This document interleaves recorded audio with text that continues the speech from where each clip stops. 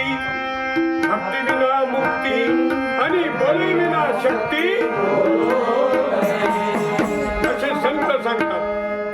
त्या आधारावर आपण जर व्यासपीठ स्वीकारलं तर त्याचा प्रभाव अलग पडतो. हो, नुसतं शास्त्र पठन करून मंत्रोपचार केला ते झालं शास्त्र पंडित, शास्त्र पद्धती. पण त्याचा अनुभव येत नसेल, त्याचं ज्ञान मला प्राप्त नसेल, ते ज्ञान कोणाजवळ प्राप्त करून घ्यायचं आहे तर गुरु प्रचिती. कोणातून मिळेल ज्ञान? मग गुरु एक तत्व नामाचा पाहिजे, एक तत्व नामी गुरु पाहिजे. हो, जेणेकरून माझं मन सर्वाभूती असणाऱ्या या तत्वाशी मिळलं पाहिजे. कारण चराचरात वास करणारी चैतन्य शक्ती एक आहे, तो ईश्वर एक आहे, परमात्मा एक आहे आणि आपले जीव अनेक आहे. लक्षात आलं?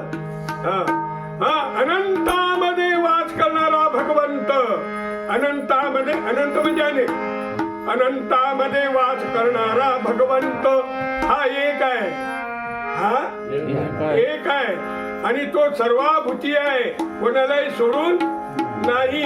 प्रत्यक्ष प्रकृतीला चालवणारा चैतन्य स्वरूपात वास करणारा हा कोण? जो स्वयंभू सदाशिव, स्वयंभू सदाशिव, जो सदैव तुमच्या जवळ आहे. सदैव, सदाशिव म्हणजे सदैव वास करणारा देव हा तुमच्या जवळ आहे. आणि त्या देवाची, त्या भगवंताची भक्ती मला करण्यासाठी आज अभंग घेऊया. वेळेवर पान उघडलं, काही पाहून ठरवून नाहीये, वेळेवर डायरी काढली, जे दिसलं तेच आता समजतो त्या भगवंताची इच्छा आहे. हो, अभंग आहे शांती ब्रह्म एकनाथ महाराजांचा. कोणाचा? शांती ब्रह्म एकनाथ महाराजांचा अभंग आपल्या जनता जनार्दनाच्या सेवेशी घेत आहे. कोणाचा? नाव काय? सगळ्याचा देव परमात्मा आहे. आणि संतांचं नाव कोणाचा अभंग घेतला? आणि एकाच वर्णन करण्यासाठी हा अभंग मी घेत आहे आपल्या जनता जनार्दनाच्या सेवेसाठी. आणि या अभंगाला पहिले आपण प्रथम सुरुवात आपण करूया आणि त्याच्यानंतर त्याचं थोडक्यात निरूपण करूया. माझ्यात तेवढी काही शक्ती नाही आहे, पूर्ण निरूपण करणारा मी काही पोहोचलेला नाही, पण त्याचा एक पाईक आहो, त्याचा एक सेवक आहो, त्याचा एक अंश आहो. त्या अंश मात्रेमध्ये मी तुम्हाला हे ज्ञान आपल्यापर्यंत सांगण्याचा प्रयत्न करतो.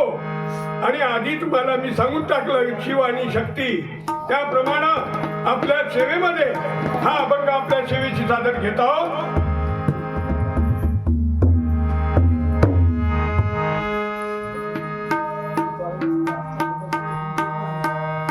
आता खरी परीक्षा आहे तुमची. लाईन गोल, लाईन गोल. हो, अशा वेळेला तुमची एकाग्रता किती चांगली टिकू शकते हे परीक्षा पाहण्याकरता लाईन न दिला राजीनामा. पण तुमची लाईन गेली का? तुमची लाईन चालू आहे ते जाय ना, पण तुमची लाईन वायरिंग कुठून टाकली? या विश्वात्मक स्वरूपाच्या विश्वंभरातून वासुदेव वायुरूपाने आला. हे लाईन तुमच्या नाकातून नाभीपर्यंत चालू आहे. हे लाईन जर बंद पडली, डीपी जर बंद पडला, हृदय हे डीपी आहे आणि हृदय जर अटॅक आला बंद पडला तर तुमची लाईन गोल. पण सध्या तुमची लाईन गोल झालेली नाही. फ्यूज टाकायला इकडनं लाईन फ्यूज टाकून गेली तर पुन्हा फ्यूज टाकू, पण डायरेक्ट लाईन गेली तर फ्यूज टाकूनही जमत नाही. हा, त्याप्रमाणे आता आपल्याला लाईन लावायची आहे. आणि आता अभिषेक सुरू झाला. महादेवाचा अभंग घेतला आपण, वर्णन केलं. आणि महादेव म्हणजे काय? मोठा देव. केवढा? मंदिरा एवढा.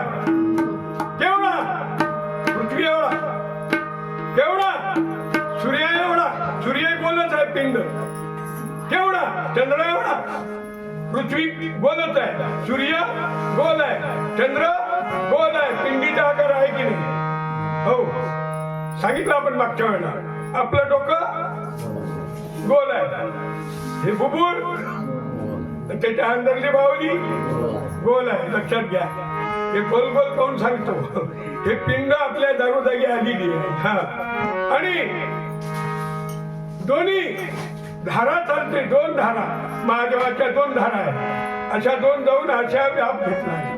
या दोन धारा इथे चालू आहे आणि महादेव हे पिंड आहे आणि दोन्ही धारा समोरून आहे आणि महादेव पिंड आहे. म्हणजे महादेव कोण? आपणच देव, आपणच महादेव, आपणच भक्ती करणार, आपल्यातच ती अनुभूती येणार, आपल्यातच ती शक्ती तदाकार होणार. तो अभंग जनार्दन स्वामीचे भक्त संत ब्रह्म एकनाथ महाराजांनी त्या अभंगामध्ये व्यक्त केलं. ते विवेक रूपानं, विचार रूपानं मांडण्याचा प्रसाद आपल्यापर्यंत पोहोचवण्याचा प्रयत्न करतो. अभिषेक वाहू द्या. घामदाने म्हणजे अभिषेक. तुम्ही महादेवाले काय व्हायचं? आणि आता हे पाणी कोण बाहेर काढायला लागलं? हे पाणी बाहेर फेकायला लागला. कोण फेकते? ऊर्जा. आतमध्ये ऊर्जा आहे आणि ऊर्जा म्हणजे शक्ती आणि शक्तीचीच भक्ती. कोण सांगितली? संतान, सद्गुरूनं.